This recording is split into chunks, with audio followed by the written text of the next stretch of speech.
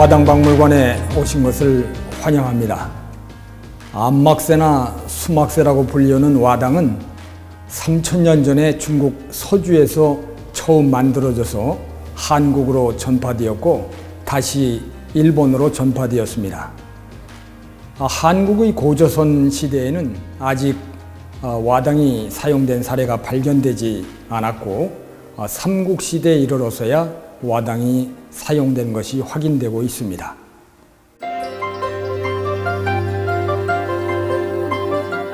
고구려가 삼국 중에서 제일 먼저 중국의 와당 문화를 받아들였습니다.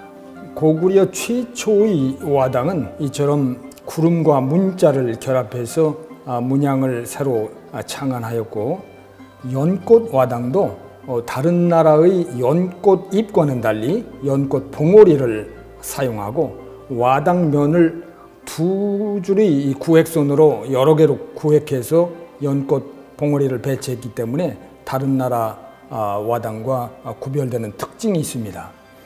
특히 427년 평양 천도를 전후해서 회흑색의 와당이 젓갈색으로 변했기 때문에 다른 나라의 와당과 쉽게 구별이 됩니다.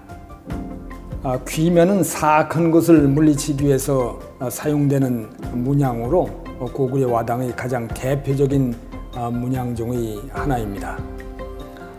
연꽃과 사람 얼굴이 결합된 문양은 고구려의 매우 특이한 문양으로 이 와당이 완형으로 남아있는 것은 유금와당 박물관이 유일합니다.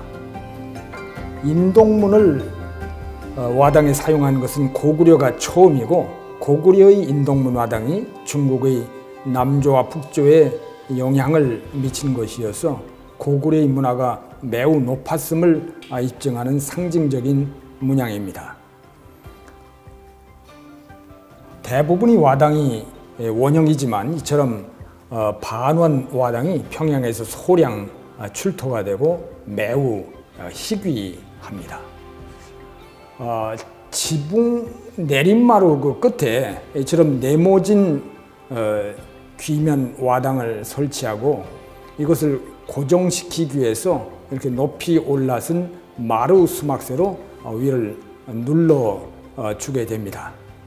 이와 같은 마루끝 귀면 와당이나 또 마루 수막새도 유금 와당 박물관에만 완형이 남아 있습니다. 고구려 와당은 이처럼 주연부와 문양이 높게 새겨지고 양감이 있어서 매우 활달하고 운건하면서 무사적인 그런 인상을 주고 있습니다.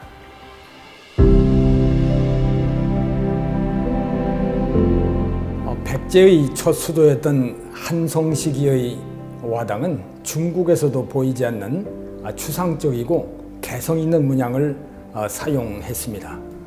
웅진과 사비 시기에는 연꽃 문양이 주종을 이루지만 이처럼 문양이 없는 것, 바람개비 문양, 또 가운데 구멍이 뚫린 석가래 막새가 많이 출토돼서 백제와당을 대표하고 있습니다.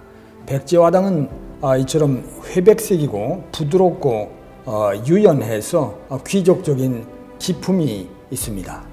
백제의 와박사가 588년 건립된 일본 최초의 절인 비조사의 와당을 만들어주기 위해서 일본으로 건너간 사실은 일본의 역사책에도 기록되어 있습니다.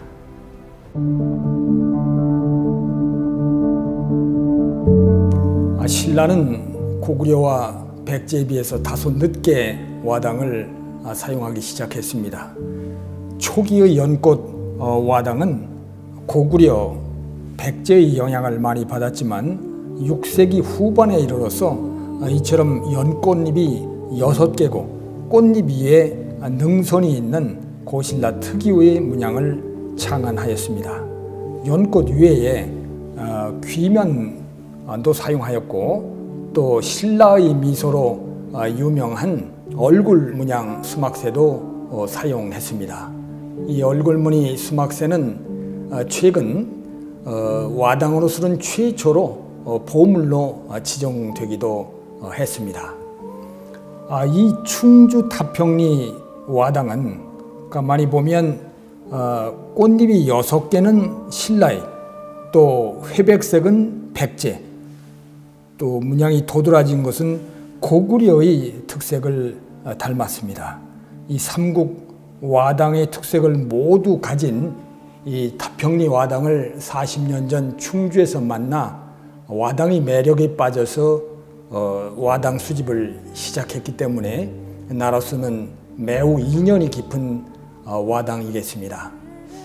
신라의 와당은 비교적 고온에서 구워졌기 때문에 회청색이나 회흑색을 띠고 아주 단단하며 전체적으로 보아서 약간 투박한 인상을 줍니다.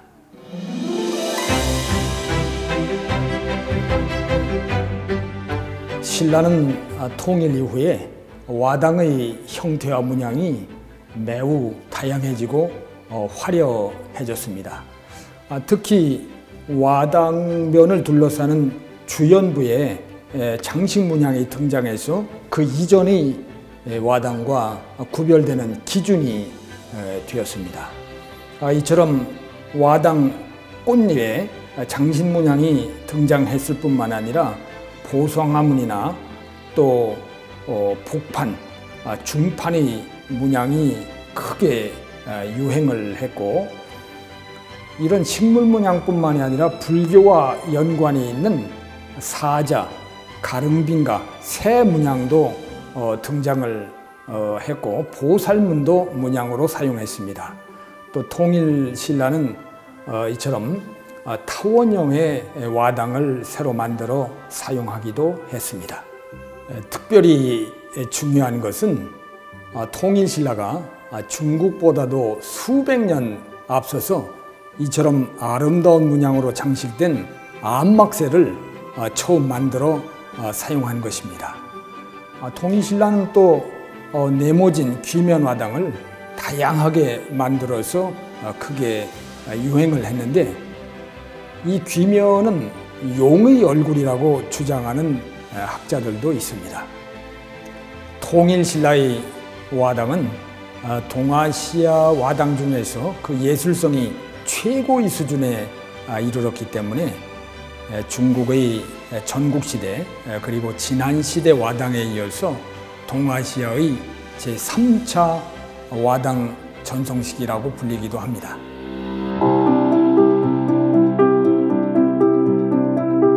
발해의 와당은 주로 만주와 연해주에서 출토되고 한반도에서는 거의 출토되지 않습니다.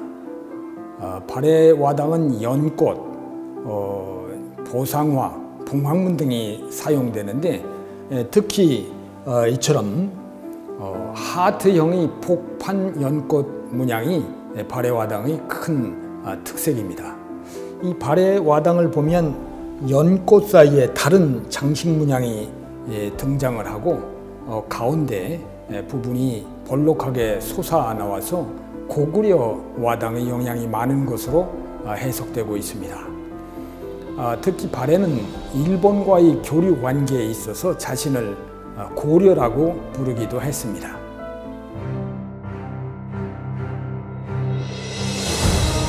고려의 초기 연꽃 와당은 통일신라의 전통을 따르고 있지만 고구려의 웅건한 기상도 반영했습니다. 고려 중기에 이르러서는 귀목문, 도깨비 눈 와당이라는 것을 새로 창안해서 사용했고, 범자문 와당은 원나라가 숭상하던 라마교의 영향으로 제작된 것입니다. 고려의 와당은 통일신라와 비교해서 문양이 다소 간명하고 육중하고 또 추상적인 느낌을 주고 있습니다. 그런데 12세기에 만들어진 고려의 청자와당은 정말 대단한 공예품이죠. 일본에서는 16세기 말 임진왜란 때 한국의 도공을 데려가기 전까지는 짝이라는 것을 만들어 보지도 못했습니다. 고려는 중국의 송청자를 뛰어넘는 비취색의 상감청자를 만들어냈을 뿐만 아니라 이 고귀한 청자를 지붕의 장식물로 사용한 것으로 보아서 고려의 문화가 매우 선진적이고 또 화려하고 품격이 있는 문화라는 것을 입증하는 자료가 되겠습니다.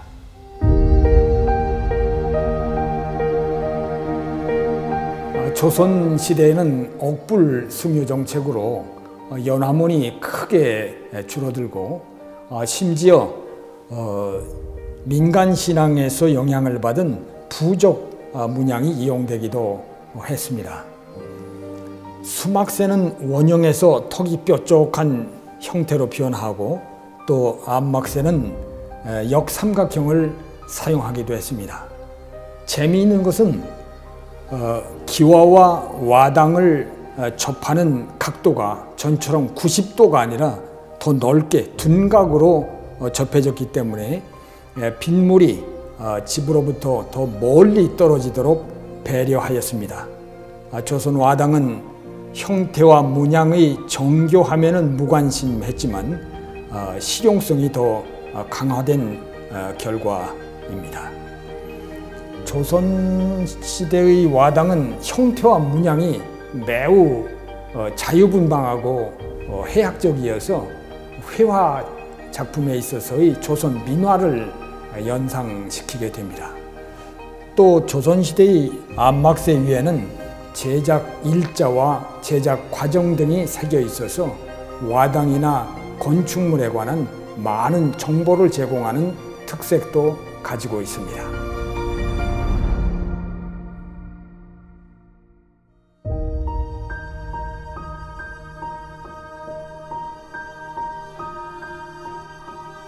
와당을 수집하고 연구하면서 지난 수십 년 동안 와당은 나에게 역사와 철학, 종교의 의미를 깨우치게 하고 또 문화와 예술을 즐기게 해준 인생의 스승이었습니다.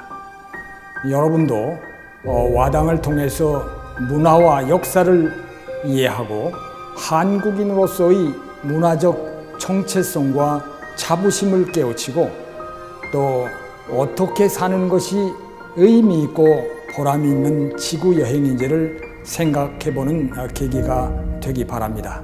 여러분 감사합니다.